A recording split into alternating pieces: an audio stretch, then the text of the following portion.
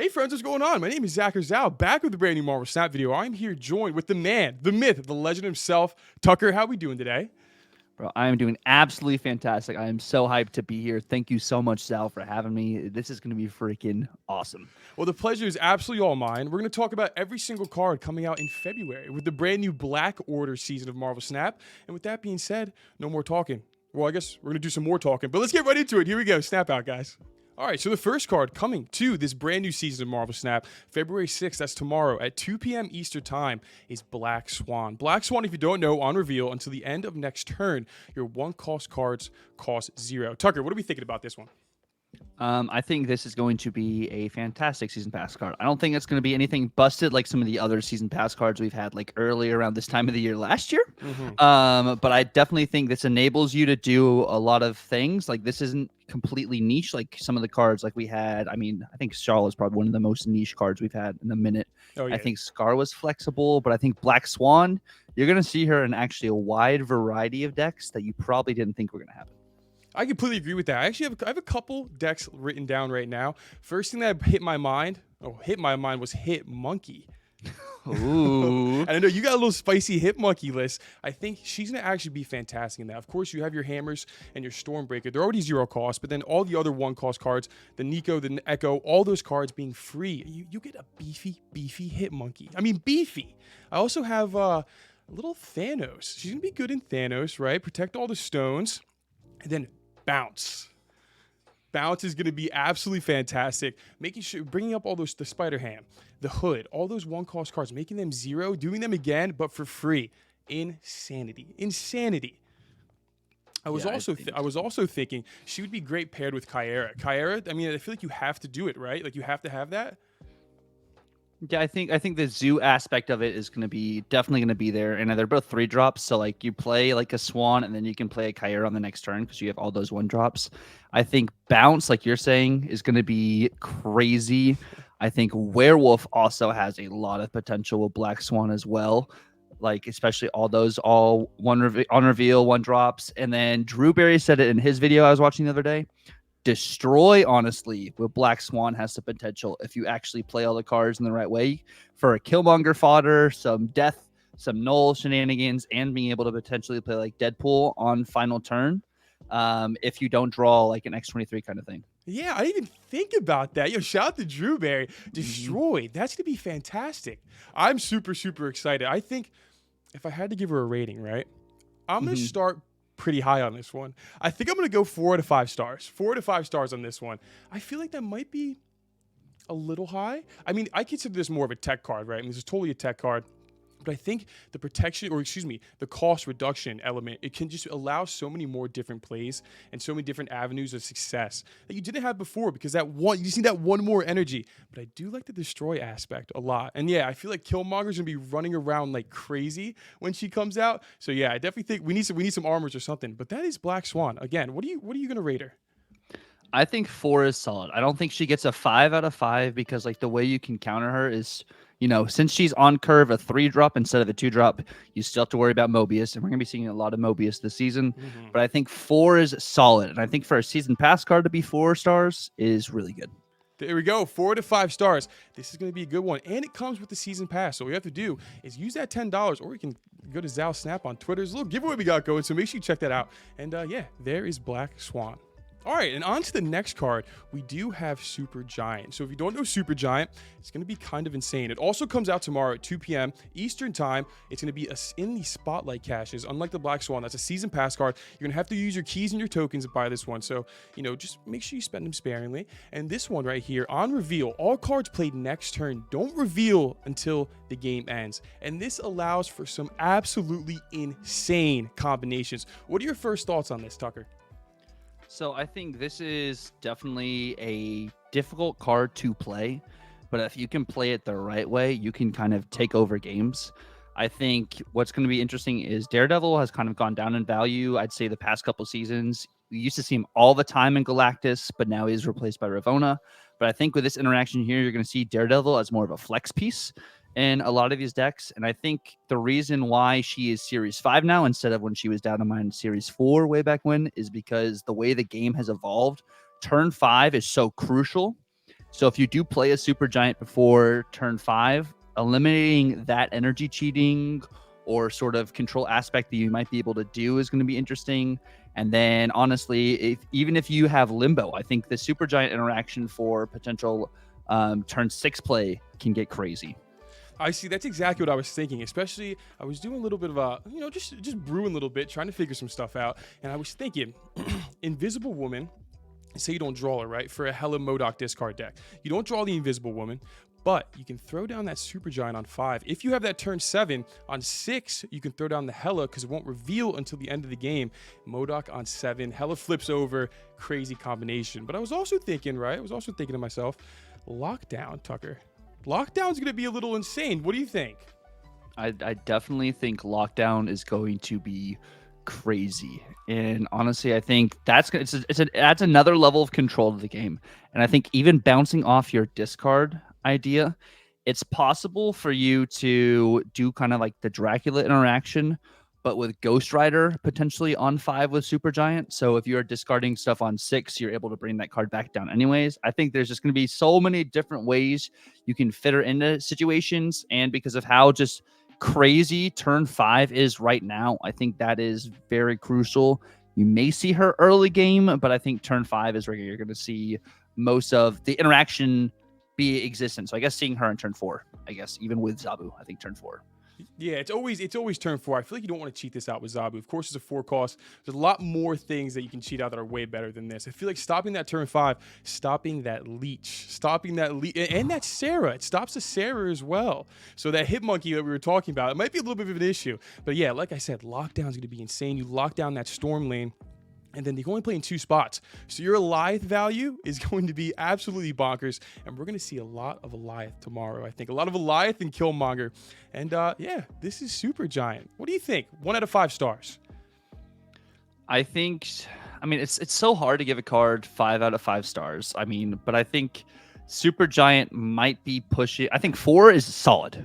I think after some testing, we might be able to push it more. But I think a solid 4, just like Black Swan. I think they're very flexible. I think if she was Series 4 again, she'd be 5 out of 5 stars. But then again, she does cost 6k tokens. And because of how hard it is to get tokens at the moment, and even with spotlights, because the way the system is, I think 4 is a solid number. See, I think 4 might be just a little high. I feel like we might have to wait. I say off rip, I'll give her like a 3-star, just off rip, because I just don't know how the interactions are going to work. I did see on Twitter, there is a play line that you can Alioth all 3 lanes in 2 turns. I'm not going to reveal it. We'll let people guess how that works, but that's going to be... I don't want to talk about it. I'm going to give her a 3 right now. We'll see how she progresses. Could totally become a 4. Who knows? Maybe even a 5-star. But that is Supergiant, and let's roll right into the next one. All right, we're on to now my personal favorite card, the card I'm most excited for this February for the Black Order season. It's Cull Obsidian. He's a 4/10 with the text of, you have to play Cull where there's already a 1-cost card. But this could be, you can move around this so easily. You can throw him in the Thanos, throw a stone down there, Cull's down there ready to go. You can also cheat him out with Zabu. You throw a 1-cost on 1, you do a Zabu on 2, and then you have a 3/10 Cull Obsidian. Or you could even wait. You could throw him down on 6 with Shang-Chi. The power swing there, the absolute change of the game is insane. This card is going to be absolutely fantastic. And I was thinking of a couple lists, right? A little Shuri Red Skull with Scar. You throw him down. You have a 2-powered Scar by the end of the game if everything goes well. That would be awesome. And then we also have a Lockjaw. Just good to throw him in there. The stats are insane. He can't really get protected by anything besides an armor. Kyra doesn't really protect him too well, and there's really no other cards. So yeah, he totally is available to be Shang-Chi. But other than that, the cheating him out early is great. That the parameters of putting the 1-cost card down isn't too important. You can easily get around that. And I think he's going to be absolutely fantastic. Tuccrr, what are we saying? I think he's going to be good too. The cool thing about this interaction too is you can play the 1-drop the same turn as Cull Obsidian, opposed to it having to be placed down beforehand. So that makes him a little bit more flexible than like the certain conditions you have with Crossbones. Crossbones is pretty much dead at this point. The parameters are just too crazy for Crossbones. I think Cull Obsidian's also going to be pretty flexible because most decks are going to be running a 1-drop in it as is. So you can kind of just tech him in, as like Zao was saying, to have extra power for a power swing. I think the Scar value is going to be really really good, especially because maybe in certain instances you'd be playing more of a Typhoid Mary, which has a way bigger downside than Cull Obsidian. Mm-hmm. Of course, the only way to save Cull Obsidian would be to put him behind a Cosmo or an armor. But I think for a 4/10, the drawback only being that you have to have a 1-drop is really, really solid. It makes this card very, very flexible. And we look at Crossbones and Typhoid Mary. They all have negative effects. This is not a negative effect. This is such an easy effect to get behind. So I think he's going to be absolutely fantastic. Dare I give him a 5-star? I think we'll save it. We might have to save it. I think there is maybe one more card that could potentially be better. I'm going to give him a solid 4-star. I think 4-star. I think a 4-star fits. I know we've been given these other 3 cards 4-stars, but if you look at like the way they synergize with a lot of decks that are pretty prominent in the meta right now, I think that can just kind of be a flex in, opposed to like you have to have this kind of card, which I think like a 5-star may either be you either really, really have to have this card, or honestly a 1 or 2-star, 3-star it's super, super niche. It only works in a certain type of deck. So I think 4 is a nice, solid number for him. It's going to be an absolutely fantastic week to open up your spotlight caches. We got 3 4-star cards. It's going to be great. Let's get right into the next card. All right, now we have a really super, super exciting one. We have Corvus Glaive. If you don't know Corvus Glaive, on reveal, you discard 2 cards from your hand to get +1 max energy. And that's max energy, right? And so if you do this on turn 3, that means on turn 4, you have 5 max energy, so on and so forth. I think he's going to be seriously insane. Might be, I know I said this about Cull Obsidian, but he might have some more value than Cull. But I guess we'll see pretty soon. Tuccrr, what are we thinking about this one? So I think the coolest thing about this is, like, as a discard player, I don't play discard as much as I used to, but it was the first deck I used to hit infinite. And I never really thought about having max energy. But if you look at how it gives you max energy every turn, and your downside is discarding 2 cards from your hand, Corvus, you don't always have to play on turn 3. Whereas Electro, you're always going to be playing Electro on 3 to get that max energy to be able to get your 5 drops out. I think with Corvus, you can kind of maybe fluctuate the way you play him. He's a better variation of Hellcow, because even though Hellcow only has 3 more power, the extra energy here allows you to do much more. I think this enables you to actually do more Wong interactions with discard, to be able to get a bigger Mobius, to be able to do bigger stuff with Dawkin. Shout out to Perry, of course, with Perry's Dawkin, Armanzola discard deck, which also has more potential here. I think you're going to see more Gambit cannons. I think there's going to be all sorts of different things. I think this enables discard to do more, or allows you to make more hybrid decks. Exactly. I think the hybrid iterations can be good. Yeah, the hybrids that's gonna be the best part. Seeing what you can do, like getting that Wong out, just a little bit, maybe just get him out, and then you can use something more with that energy to be more beneficial. I love that Gambit Canyon. Get out of here. And so I was thinking, right, the best list for Corvus Glaive, right? I was thinking some traditional discard.